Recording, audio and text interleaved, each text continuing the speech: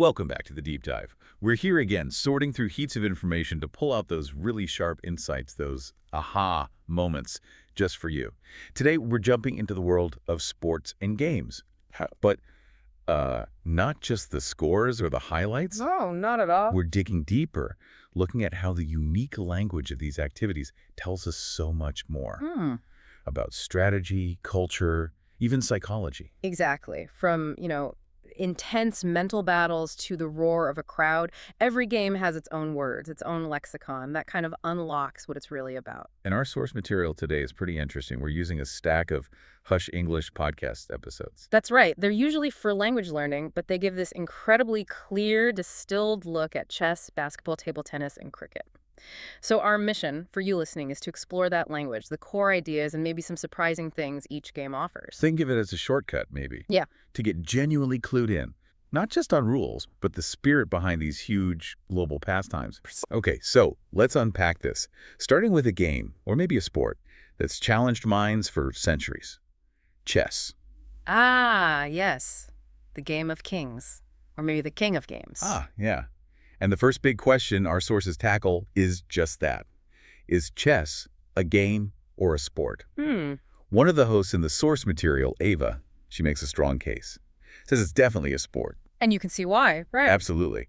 The mental effort, the incredible focus needed, plus you've got professional tournaments, rankings.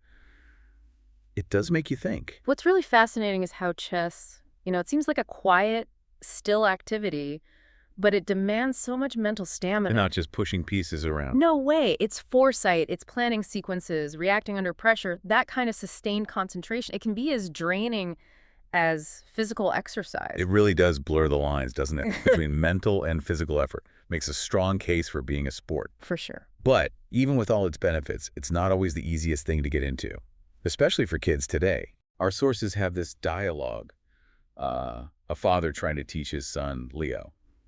And Leo, he just finds it boring. Compared to video games. Exactly.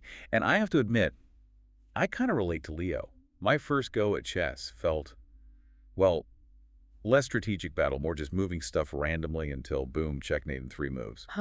Many people start that way. It highlights that barrier, needing that deliberate thought over, instant action. That's a great point. It's a shift from the immediate feedback you get from a lot of modern entertainment. But if you stick with it, the payoff in strategic thinking is huge. Okay, let's get into the pieces themselves. Maybe not every single rule, but the essence of some key players on the board and how their names and roles teach us something. Good idea. Understanding their function tells you more about strategy than just memorizing how they move. Let's start with the pawn. The sources point out they're often seen as the weakest, just moving one step forward. The foot soldiers. Right, but they capture diagonally. And, crucially, they can be promoted if they reach the other side.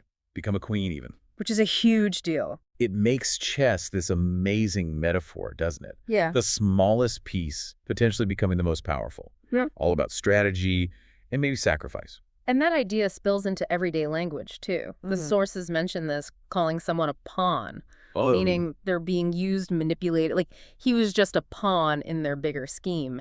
It connects the game to real-world power stuff. Then you've got the rook and the bishop, your long-range threats. The specialists. The rook looks like a castle tower, moves straight lines forwards, backwards, sideways, dominates open files. And the bishop, with the pointy hat, sweeps across the diagonals. Together, they control a lot of the board, especially when things open up. They make you think about straight and angled attacks at the same time. Which is key to setting up tactics. Definitely. And then there's the knight, the horse. A tricky one. Totally. That weird L-shaped move, 2 squares one way, 1 square sideways. And the crucial thing, it jumps over other pieces. Which makes it so unpredictable, especially in tight spots. The ultimate surprise attacker can cause all sorts of chaos with forks and things. Exactly. The sources highlight that jumping ability. It really embodies the tactical surprises in chess. Okay, and the main event, the king and queen. The royal couple. The king is everything lose him, game over. But he's actually quite weak, only moves 1 square. Very vulnerable. But the queen, she's the powerhouse, moves any direction, any distance, speed and force combined. That contrast perfectly shows the game's balance, right? Protecting the vital but weak king while using the powerful queen for attack. It's that constant balancing act. Defense and offense, always. And the goal of all this maneuvering? checkmate. The final word. That's what you say when the opponent's king is trapped. No escape. Game over.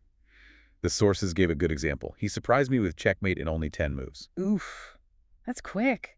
Shows incredible planning. It's the ultimate payoff for all that strategy. Total victory. Yeah, the word itself just sounds final, doesn't it? It does. Our sources also flagged a few other useful terms to set up the board, arrange the pieces. The pre-battle ritual. Moving diagonally, that bishop's signature move. At an angle. And to capture taking an enemy piece off the board, shifting the power balance, removing threats, gaining material. What really struck me from all this is how chess, this ancient game, is still such a powerful teacher about thinking systemically, planning ahead. Absolutely. The language pawns, knights, checkmate. It's not just game terms. It feels like a mini world of power, decisions, consequences. A real exercise in seeing how things connect and thinking long term. Patience isn't just nice to have, it's a weapon. Yeah. And visualizing moves ahead. That skill works anywhere you need planning. Definitely. Okay, so from that quiet intensity, let's completely change pace. Let's do it. Let's dive into the energy of the basketball court. High speed, teamwork, a whole different language. It's a great contrast. Basketball's appeal is so broad. The speed, the action, the athleticism, very accessible, very exciting. And our sources capture that encouraging vibe really well. There's this chat between friends, Sam and Mia. Mia's a bit hesitant about playing, says, I always double dribble, which, let's be honest, many of us have done. Definitely a common beginner mistake. But Sam's great. Just says, come on, let's shoot some hoops, and you'll get better with practice. It shows that supportive side of sports, doesn't it? Even just playing casually. Building confidence. Totally. That social part. It's not just competition, it's encouragement, growing together. A powerful lesson in just, positive support. So let's break down some court talk. Shoot hoops. We just heard it. That casual way of saying, play basketball, maybe at the park, just for fun. Right. It has that relaxed feel, not serious competition, just enjoying the game. Shows how anyone can play. Then dribble. That's bouncing the ball repeatedly as you move. Gotta do it when you run, otherwise it's a foul. Keeps the game flowing. And related to that, the dreaded double dribble. That's when you dribble, stop, hold the ball, then start dribbling again. Big no-no. Yeah, that rule is key. It forces players to keep moving, develop ball control, not just run holding it. It's fundamental to how dynamic basketball is. And points the score. Usually 2 for a normal basket, 3 for a long shot from behind that three-point line. Which always gets a big reaction. Oh, yeah. And practice. Simple enough. Repeating skills to get better. Dribbling, shooting, teamwork. The sources also mention things like to miss a shot. We've all been there, right? That little groan when the ball rims out. Yes. Universal sports feeling. And setting up a quick game to 5 points. That informal, fun challenge captures the spirit of just playing for enjoyment. What I took from the basketball language is how it reflects constant motion, fluid teamwork. Words like dribble or shoot hoops, they're not just actions, they're the rhythm of the game. Quick choices, working together, supporting each other. Yeah, if you look at the bigger picture, the language highlights both individual skill and how the team syncs up. It's all about adapting on the fly, reacting to each other instantly. Okay, from the big court, let's shrink things down, way down. To the table? To table tennis, or, ping pong. Super fast reflexes needed here, but in a tiny space. It's amazing how much skill and speed fits onto that table. It's all about fine motor control, hand-eye coordination, really quick thinking. Our sources give us another relatable scene. Cousins, Emma and Tom. Emma's struggling. Finding it tricky. Yeah, especially with spin on the ball. And she keeps hitting the net. Tom encourages her just to keep the ball going back and forth. Focus on the rally, not perfection yet. That really nails the learning curve, doesn't it? Even simple-looking games have these subtle skills like spin that take time to master. Absolutely. Those little things change everything. Makes it much more competitive. Let's unpack the terms.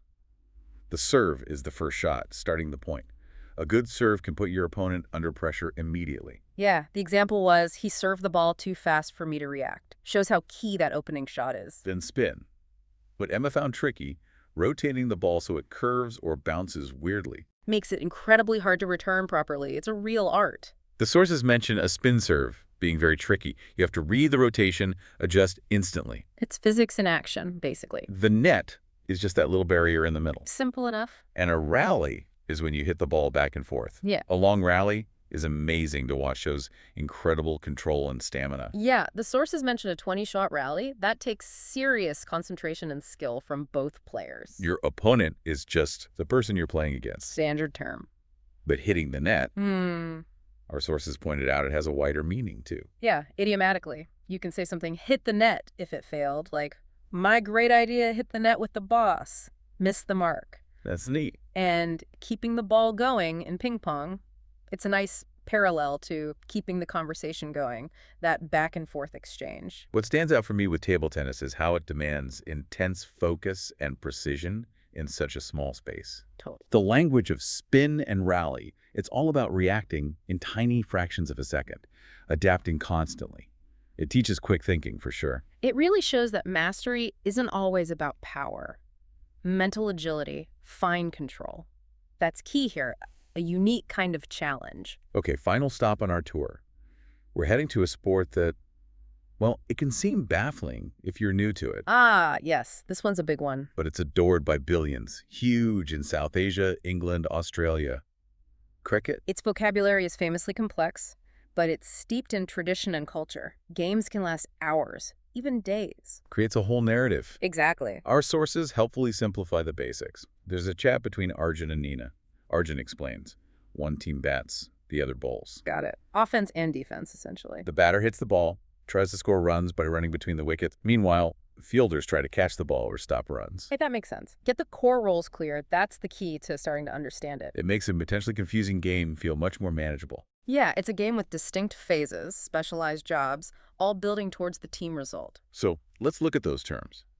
The bat, the wooden stick for hitting the ball. Seems straightforward. And hitting a six, that's when the batter hits the ball clear out of the field on the full. Scores 6 runs. Big moment. Huge cheer for that, usually. The bat is all about scoring those boundaries. To bowl is how the ball is delivered to the batter. Not just throwing, it's a skilled action. Fast, spin, cutters, trying to beat the batter. Right, the bowler's trying to get the batter out, often by hitting the wicket or making them miss hit. It's a real duel. And the wicket, that's the set of 3 wooden sticks or stumps at each end of the pitch. The pitch being that central strip where the action is. Exactly. The wicket is what the bowler aims for, and the batter defends. Taking a wicket, knocking those stumps over is a major event. Gets the batter out. Changes the game's momentum. A run is the basic score, made by the batters running between wickets after a hit. Simple concept there. And fielders are the players spread out to stop runs or catch the ball. Strategic placement is key. Our sources tie it together nicely, showing how these terms build the story of a match. They also mention that phrase, you'll learn in no time. Ah, yes, the optimistic coach. Exactly. Encouraging for beginners, even with a complex game like cricket. What's really striking about cricket's language, I think, is how deeply it's tied to culture. Absolutely. Wicket, six, bowled. These aren't just rules, they're part of the national conversation in many places. The language reflects the patience, the strategy, the sheer passion for the game. It really poses that question, how a sport like cricket, with its own unique words and long duration, becomes more than a game. It's about identity, community, shared history, a window into different cultures. And that wraps up our deep dive for today. We've gone from the quiet strategy of chess to the fast teamwork of basketball, the quick reflexes of table tennis, and the deep cultural roots of cricket. Quite a journey through different worlds. And looking through those Hush English podcast sources showed us that beyond the scores, the language itself teaches us so much about strategy, practice, sticking with it, and understanding different cultures. And for you listening, getting familiar with this vocabulary, it's not just so you can follow a game. It helps you join new conversations, appreciate different kinds of human skill, mental and physical. Yeah, you're definitely better equipped now to grasp the nuances, the spirit behind these popular activities. You're truly well-informed. Hopefully. So, as we finish up, here's something to chew on. How does this specialized language, from checkmate to double dribble to hitting a six, shape how we think? About competing, cooperating, or even just having fun. Interesting thought. Consider how the words we use for a game might actually influence how we play it, and maybe even how we approach things in our everyday lives. What aha moments might you find just by listening more closely to the language all around you? Food for thought. Indeed. Until next time, keep exploring, keep learning, And keep diving deep.